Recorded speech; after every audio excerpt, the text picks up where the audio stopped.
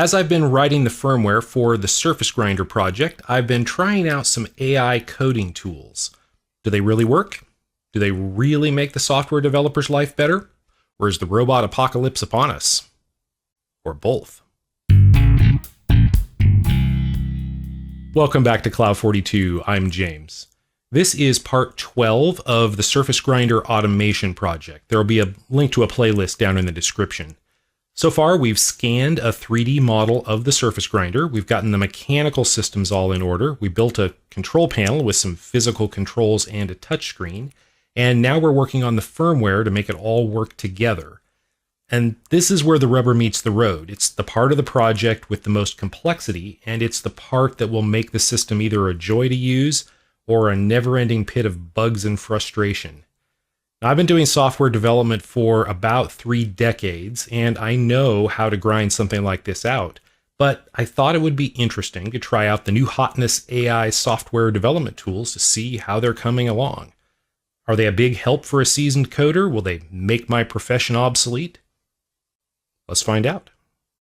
For overall architecture questions, I often will start with ChatGPT. I find that it's a pretty good tool for getting my thoughts and questions out and getting a bunch of input. Now, you'll note the disclaimer down here at the bottom. ChatGPT can make mistakes. Well, that's not really what it's doing. It's not really making mistakes because it's not really applying any kind of logic. It's generating a response that it predicts would be an appropriate response to the tokens or the text that you've provided. But all in all, it's absorbed enough information off of the internet that it can often provide insights or ideas that I hadn't thought of. So let's start with a very basic question. When coding a CNC controller for a surface grinder, what's the best way to keep track of the machine position? Should I be using the unit system like inches or millimeters, or should I be using something else internally? Okay. For CNC controller development, it's typically best to track the machine's position in encoder counts or steps, depending on your setup, whether you're using encoders or stepper motors. Now, I'm using servos, but they operate with steps. This approach offers higher precision and is independent of the unit system used for input or display. By tracking the position in counts, you avoid potential rounding errors that could accumulate over many operations. Okay, that's a good point. The conversion to inches or millimeters can be done as needed, typically only when displaying the position or interpreting commands for the user. This way you retain consistent internal accuracy while allowing flexibility in the unit system for the user interface. Okay, so that makes sense. So I keep track of the steps internally, but display the inches only in the UI. Yeah, I think that makes a lot of sense. Okay, but my motor step resolution is going to be different on all 3 axes just because of the way the mechanics are. So should I still use steps for position, or should I use some other unit to track the position internally? Okay, in cases where each axis has a different step resolution, it's often better to track the position in a consistent unit such as microns or another small unit like nanometers, depending on the precision required. Now, I've been thinking about this quite a bit, and I really like the idea of using nanometers internally, because that's a couple of orders of magnitude smaller than the smallest resolution step that I care about. And for the size of the machine, a nanometer count will fit in a 32-bit signed integer, so that should actually work well. Here's how you can handle it. Determine a base unit, like microns, that provides enough precision. Okay, so I think nanometers is good. Convert the motor steps to the base unit on each axis. Okay, that makes sense. And store positions in this base unit for all internal calculations. Okay, that makes sense. It's kind of what I was thinking, but I think this has sort of laid out a good rationale for that. But what about for the user interface? Okay, so what about the user interface? I want to show the user inches or millimeters. Where is the best place to do that conversion? Is there any reason to keep track of units for any of the internal algorithms? Okay, for the user interface, it is a good approach to handle the conversion to inches or millimeters right at the display layer or wherever you process user commands. This keeps the internal logic consistent. So structured approach, and it's reusing sort of the outline that it had before. Internal tracking in a base unit like microns, conversion layer for the UI, and user selected unit setting, which would then be in that conversion layer. There's no need for your algorithms to track units internally. Okay, so that makes sense. So if I'm setting positions, I'll just track them in micrometer or in nanometers. So when I have a start or end position for the table traverse, I'll just track all of that for nanometers.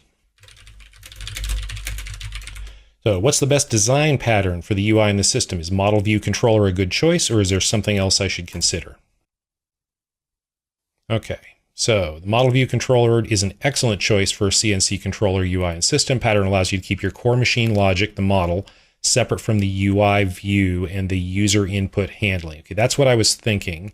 So the model has the core logic of tracking the position in the base unit, completely unit agnostic, and it's responsible for calculating the current position, executing movement commands, and managing error handling or safety checks. Okay, that makes sense. So we've got a model that is the machine itself, controls the motors, keeps track of the position, knows about the grinding cycles. The view is just responsible for displaying the position status controls, visual feedback, pulls data from the model via the controller. Okay, that's standard pattern. Converts it to user-friendly units and shows it, and then the controller manages interactions. So interpreting user inputs, it converts user inputs from inches to millimeters. Okay, so they're doing the conversion actually in the controller. I think that makes sense. I can do that, and the controller listens for state updates from the model, such as position changes. Okay, so the controller is going to listen for that when things change. I'll probably use a polling loop. That makes sense. Separation of concerns, flexibility, testability. Okay, other patterns. Model, view model, more UI-centric, better suited for complex data-bound UIs rather than hardware. Yeah, okay, that makes sense. However, another viable option is the publisher, subscriber, observer pattern for handling updates. Well, okay, that could be combined with a model view controller. Okay, so that makes sense. This is good. And then there's one more big question. Where should I be using floating point calculations and where should I be using integer calculations? I'm using a clear core controller and I don't know if it has a floating point unit.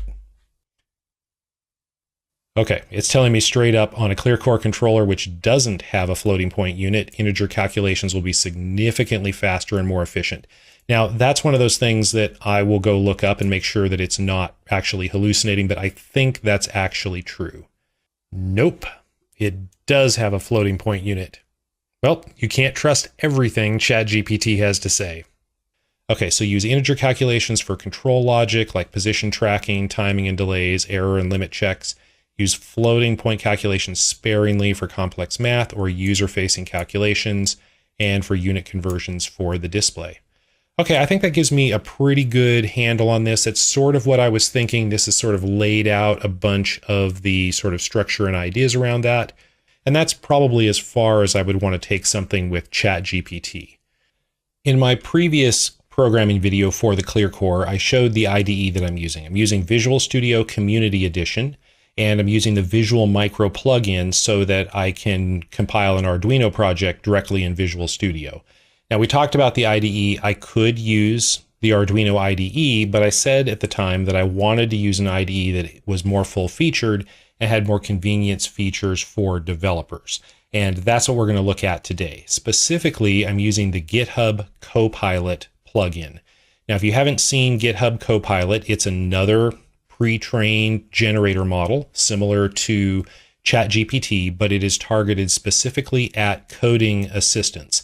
I don't know all the details. I think it's been trained on all the source code in GitHub and some other sources, but there's a plugin for Visual Studio, so you have a chat window right here, and it's also integrated into the IntelliSense and auto-completion in Visual Studio so that you can use it to assist with specific programming tasks. And then the integration into Visual Studio allows it to use your source code as context. So this is a pay service. I'm paying $10 a month for access to GitHub Copilot. I decided to go ahead and pay the money and try it out. And so far, I'm pretty impressed. It is not perfect, but if you use it a lot, I personally think it's worth the money. And so I'm paying for it. So let's just start with a really simple example. So how do I define enums in C++ so they don't convert automatically to integers? I do want to convert them, but I only want to do it explicitly so I don't make a mistake. Okay, in C++, you can use enum class, also known as scoped enums, to define enums that do not implicitly convert to integers. This ensures that you must explicitly cast the enum to an integer type when needed, reducing the risk of accidental conversions. And here's an example of how to define them. So enum class direction, And then they're showing an example of using the explicit static cast to convert that to an int. So that's just kind of one example. And then they give some more detail about it. They explain what the example code does and explain when you might want to use this pattern. In addition to interacting with GitHub Copilot through the chat and actually making requests of it, asking questions, or asking it to generate code, you can also interact with it through the auto-completion. So I've got a few files here. I've got this iUserActions interface. So this is an interface that defines a bunch of different methods that are going to be implemented by another object. Those are implemented by the grinder controller object. So you can see I have grinder controller implements or inherits public iUserActions, which is only, virtual methods. So this then has to have override declarations for those. And then there's the grinder controller CPP file that has the actual implementations of those methods. So if we want to add a new method here,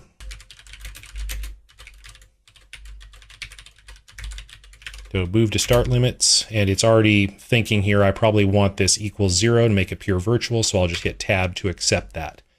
So now I've defined move to start limits here. It already has some kind of idea over here in grindercontroller.h about what the start and end limits are. So I will just pop here, and you can see it has already put in a suggested autocomplete to add the override for move to start limits to my grindercontroller.h, which is exactly what I want. Hit tab to accept that. Then I'll go to grindercontroller.cpp, come down here to the end, and it has already suggested not only a framework for, the boilerplate for that actual method, grinder controller : move to start limits, it's also put in suggested code. And I can just hit tab to accept that suggestion. So what's it doing? Move to start limits for each axis. It's casting, there's that explicit cast to the enum that we just asked it about. And it's calling the model, telling it to move to position in nanometers for that axis to the start limit position for that axis. Okay, we got an error here, but the reason that we have an error is because there is no move to position nanometers function on the model. So if I go grab the model and take a look at it, yeah, sure enough, there is not one. There's one for jogging the axis. If I come here, will it auto-complete for me? There it is. It's going to suggest move to position nanometers for the axis. So it's going to select the correct axis object, move to position nanometers, and that's exactly correct. That's exactly what that code should do. So there's an example where I just started from the top level interface with the name, a descriptive name of the method, and it actually just dove right down through all the code and generated everything that was needed. As far as I can see, it's correct. Now I still need to test this because there might be something subtle that I missed, but that looks pretty good to me. Let's try another example here. We've got this grinder model class, and it's got a bunch of methods. It's got get current position in nanometers. It's got jog axis in nanometers, which is incremental, and it's got move to position nanometers, which we just generated, which is absolute. Now, I would like to extract these three methods and turn those into an interface. So let's use the GitHub Copilot chat to do that. So there's a checkbox here that says include active document, and this is the active document. And let's just tell it what we want to do. So extract a new interface out of grinder model called position model. Include the methods get current position nanometers, jog axis nanometers, and move to position nanometers. Okay, so to extract a new interface called position model from grinder model, you can follow these steps. Define the position model interface, modify grinder model to inherit from position model, and implement its methods. So here's the new position model.h. It's got the include there that we need common enums because we are using the axis. It's got the class. It's got a virtual destructor, which is always important to remember. And then it's got pure virtual declarations for those methods. Great, so I can just click insert new file and it will create the new position model.h. Save that. We can go back to the grinder model.h, and down here it says modify grinder model.h, and it's inheriting from position model and marking those methods as overrides. So I should be able to say preview, and it will show me the modifications it's going to make over here. And that does not look right. When I first started playing with this, it would do the right thing. It would show the modifications, like it would show the addition of text here. It would show the things that had to happen down here. I'm not really sure what changed, but it's no longer doing that. But it's pretty easy to just take this code and copy it over.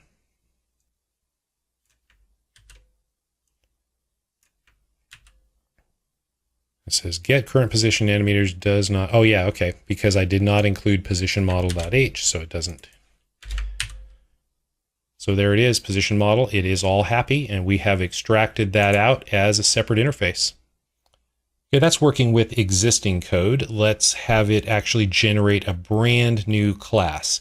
You'll remember when we did the control panel wiring that we have a couple of 4-position switches that are set up with resistors so that they provide an analog voltage for the current switch position. So the voltage when you're in the first position is 0 volts. When you're in the last position, it's 10 volts. And in between, it's at 3.3 or at 6.6 volts. And I would like to have a class to encapsulate that. I've already written one. But let's give Copilot a shot at actually writing that class for us to read the analog input and convert it to a switch position. Okay, please write a class that reads an analog input on the ClearCore controller using the ClearCore library. It should then convert that analog voltage input to a switch position. The switch has 4 positions centered around 0 volts, 3.3 volts, 6.6, and 10 volts. I want the switch position to read out as an integer between 0 and 3. Call the class analog selector. And it's happy to do it. Let's just go ahead and insert this file and take a look at it. Okay. So we got a class called analog selector. It is constructed with an analog in reference. Okay, that's right. So then we can inject the correct input that we want to use. And it is putting that into this private field. Great. And then we have an init function that we'll have to call that initializes that to analog in. And then we have a read switch position. So it gets the voltage from the analog input. Now it's just working with code that it has, the things that it knows about the ClearCore controller. So analog input dot value, okay, that's going to give an integer value, and then that's multiplying that by 10 and dividing that. So that's assuming 12-bit ADC, and I think that's actually what it has. So that will give us a voltage. Now there is actually a method on the analog input object to get the voltage directly. And then it looks like it split the difference on all of these. So if the voltage is less than 1.65, then return 0. If it's less than 4.95, return 1. If it's less than 8.25, return 2. And then return 3 otherwise. So this absolutely will work. I'm a little weirded out by the fact that it did this math when there actually is a method to get the voltage. Let's see if we can get it to do that instead.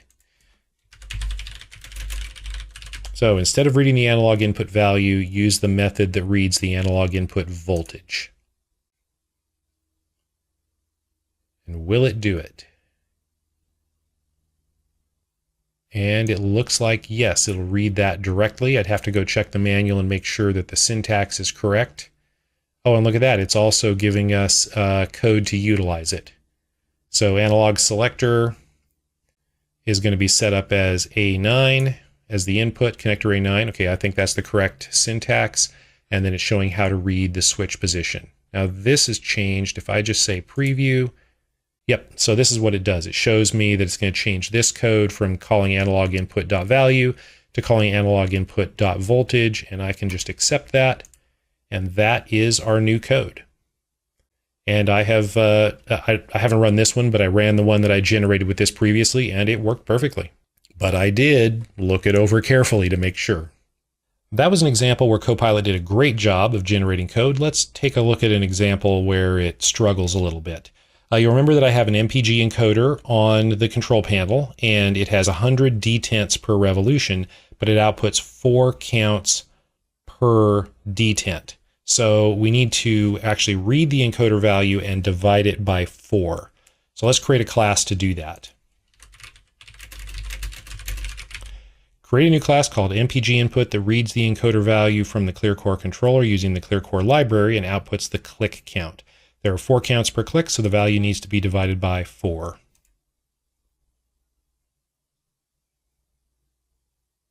Okay, let's create a new file. How does this look? Okay, so we've got, I'll just delete that. I'm not going to worry about that. Okay, so it uses the encoder channel, encoder. That doesn't make any sense. That's not how that works. That code, it just hallucinated that. Please use the encoder input connector on the ClearCore using the ClearCore library. See if this looks better. Well, it looks better. Still not perfect. Okay, but it's going to take the encoder connector input and it's going to call encoder position on that. And then it's going to actually take that encoder value, divide it by 4, and return the click count. This is basically what we want, and this is the part of the code that I want to focus on. I can patch that up, and you know, this is pretty typical of what Copilot generates. It's not quite right, and then we have to go sort it out. So let's see what this actually does. I've got a spreadsheet set up here with the click count and the raw encoder count. Now let's go ahead and put in the function that it's using, which is divide by 4. Now I'm just going to bring this value down into this adjust row. We'll talk about that later, and then we'll actually divide this by 4. So equals that divided by 4. And that appears to work. If we're in the 0 position, we get 0. If we're in the 1 position, we get 1. 2 position, we get 2. And it works going negative as well. There is, however, a problem with this that I ran into, and that is that the encoder itself is a little bit sloppy. So if you're going to the right and you hit a detent, like this -1 position, it might read out -4 on the raw count, or it might read out -3 because it goes ever so slightly past it. And then when you let go, it settles back into -4, but for a moment, it's outputting -3. So when you divide, you get 0 minus 0.75, but really it gets truncated, right? So the actual value when we're using integer arithmetic is that value truncated, just throws away the decimal. So what that means is when we're coming to the right and we hit this -1 position, we may get 0 for a moment while it's reading -3 until we let go and the spring relaxes and it drops back into the detent and it goes back to -4.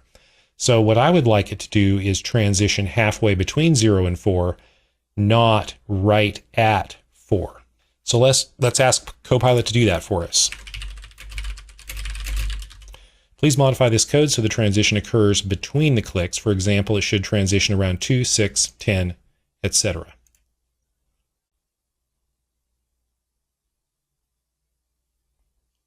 And it gives us the obvious solution, which is to add 2 before we divide by 4. Well, let's see what that does.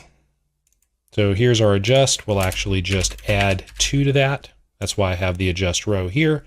Take that across and see if that works. Okay, so if we have 4 clicks, we add 2, we get 6. We divide and truncate, we get 1. For 2, we get 2. But when we go negative, -1 is a count of -4. We add 2, we get -2, and that truncates to 0. So you'll note that we lose a count when we go negative. So this only happens at the negative transition, but we actually lose a count. And I was very confused by this for a while before I figured out what was actually happening. That because of the truncation behavior, we're actually losing a count there. We need to fix that. Let's see if we can get Copilot to do that. So I'll just tell it what's wrong. This code loses a count when crossing 0. The -1 click position becomes 0, so 0 is counted twice.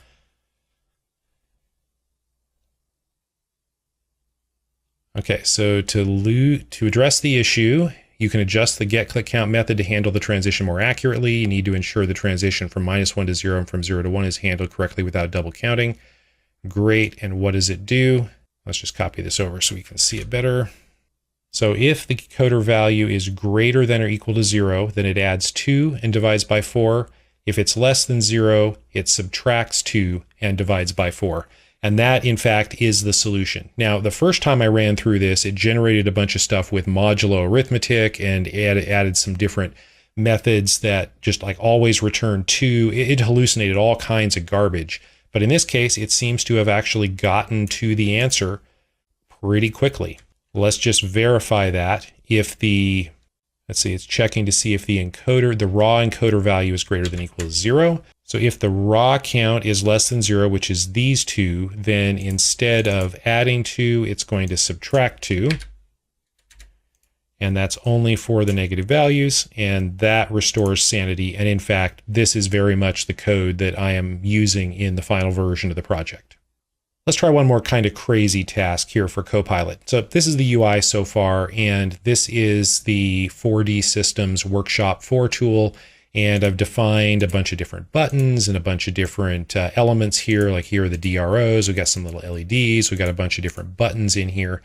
And the way this works, every button has a type and it has an index. And we need to know those indexes. So this is a win button and this is win button 2. So we know the index of that one is 2. This one down here is a win button and this is win button 8. This one over here is win button 4. And it has an alias. In this case, it's called xstart. I know that may be too small for you to see.